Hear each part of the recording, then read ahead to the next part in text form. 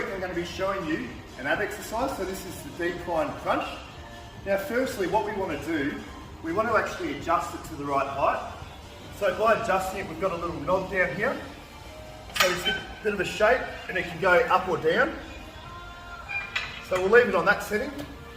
Now the hardest thing with this machine is actually getting into the thing. Okay, so what we want to do, we place one hand on the handle, one leg first, grab the other bit of the handle, then the next leg. And when we come down, first we want to put our hands on our chest.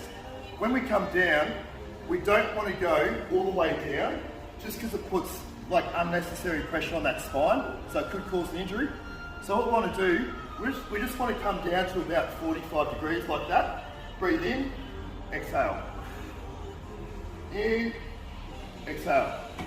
Now a lot of you guys will have pretty strong core, so if this is the case, what we can do to make it harder is we can hold a plate on our chest like that, okay? So same thing, down, 45 degrees, breathe in, exhale. It's much harder, in. Last one, see if I can get it.